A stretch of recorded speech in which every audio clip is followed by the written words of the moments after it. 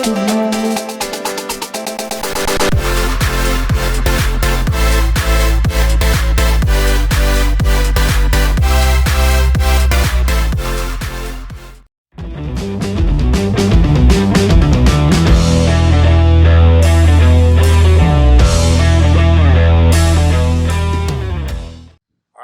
welcome back into another edition of Coach Sam Adams Show, filmed here at Kia store of Anniston, Oxford. And Coach, last week you guys played Huffman, had a 52-0 victory, shutout victory. You knew coming in Huffman hasn't got out to a start that they obviously want to, but you also did what you wanted to do, which was take control of the game early, kind of put it away, get some guys in there who don't always get some reps, and you know as well as anybody, those reps add up over the course of this season and leading into next year when they have to be the guys on the field. But take us back to last Friday and how it all transpired.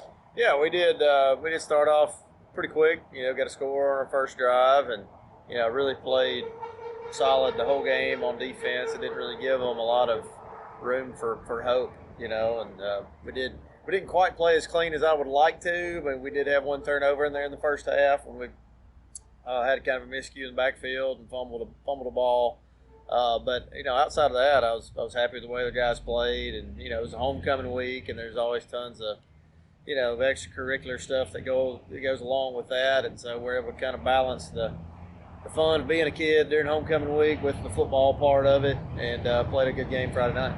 Coach, to this point in the season, you guys have outscored your opponents 162-42, which is pretty dominant. You're 4-0 now. You got multiple region wins under your belt.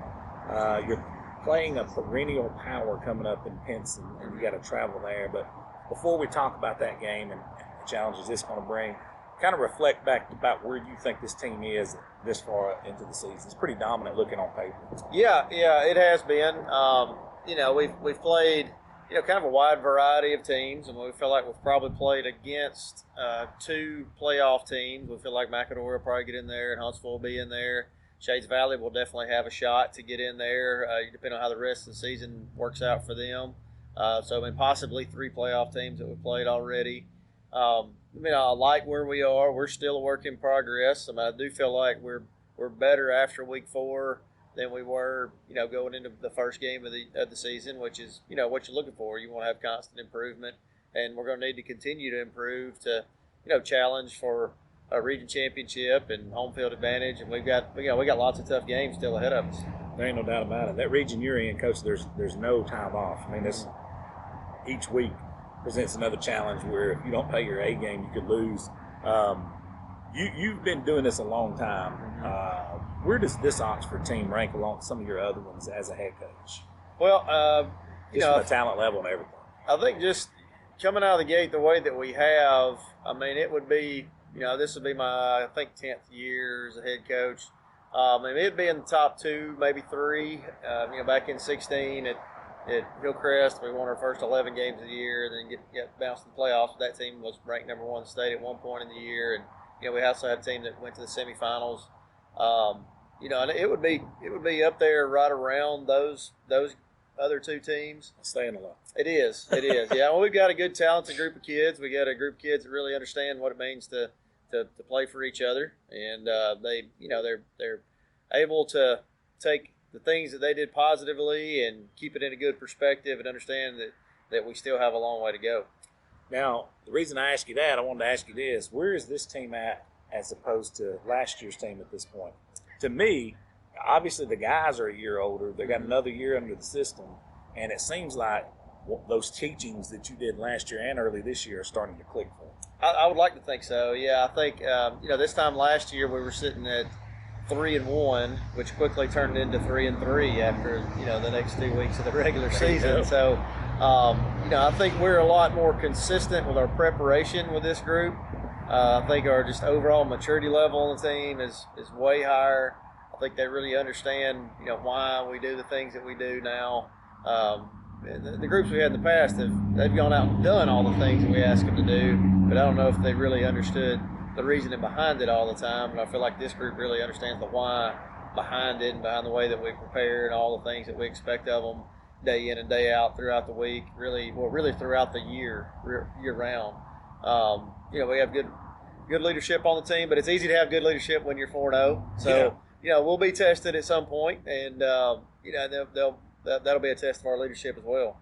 Now this week you play Pinson Valley. That brings in the challenges all amongst itself. They've recently multi-time state champion, have been a blue blood powerhouse in this region right here. Last week they had a not so good game against Clay, but a lot of people has a not so good game against Clay. John, what have you seen from Pinson Valley on film? Well, it's hard to really look at their record and then compare it to what they look like when they're actually playing the game. They had they were able to beat Florence in the season opener, and then Florence turns around and beats Austin last week. So if you do the score comparison kind of thing, that's a really good win. Yeah, you better believe it. But McAdory was able to get on top of them. Clay was able to get on top of them. They had one open week in there. So, we're not going to fall in the trap of saying, hey, they're 1-2 and, we're overlooking them or anything like that. That couldn't be further from the truth. I mean, look at recent past, and Pinson has found a way to knock off us and Oxford even before I got there for the last 3 years. They ended our season 2 years in a row in 20 and 21, and then handed it to us pretty good last year in the regular season. Beat us by I think it was 3 touchdowns or so in that game. So they've definitely got our full attention. They definitely have good enough players to beat us if we're not playing our best and not preparing the way that we need to.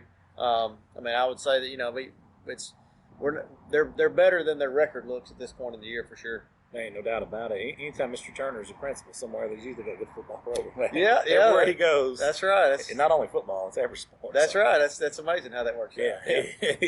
He's good everywhere he goes. So, but now your group, you take this one step at a time. You can't afford in this region you're in to look forward. So when you focusing on a Pinson Valley, and you said it best, sometimes in challenging is kids nowadays. Media is a good thing and it could be bad. Mm-hmm. They can see on paper or the score predictions that come out each week, hey, we should just roll in here and roll these cats. But it ain't always like that. Talk about those challenges as a coach nowadays. No, it's a definite challenge. We've had to fight it on the other side of the coin, some in the previous 2 years where people, have opinions, negative opinions about, our team or guys on our team, and those were irrelevant then, and they're irrelevant now. That they're saying, we should be able to do this or do that on a Friday night. And really the message that we've had with our guys this week going into this game, which is a huge region game, is to, prove it.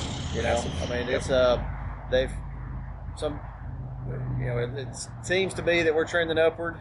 Top 10 ranking, and for the first time in a few years and all that. But we're trying to go into every game, really every practice, with something to prove and with a chip on our shoulder, and continuing to play in a way that we feel like we're underdogs, and that's where we are right now. Coach, I want to rewind the clock. I'll ask you this, then I'll let you get back because I know you're dying to get out of here. Stop interviewing, but I'm going to rewind the clock to when you took over at Oxford, and I met you there at Media Days.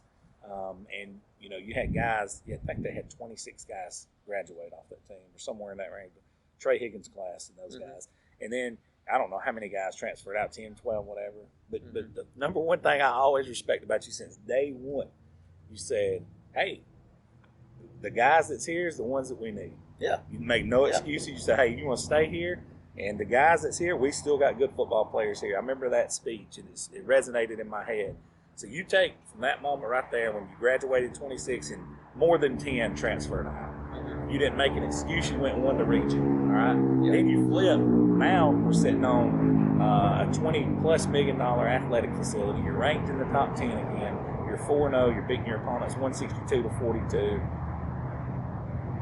There's a lot of good things and a lot of stuff to be proud of if you're an Oxford Yellowjacket right now. Do you agree with that? Yeah, absolutely. It's definitely a good time to be a Yellowjacket. That's right. And we've had a lot of obstacles to overcome. If you look at the last 3 years, and a lot of them are just people from the outside of the program that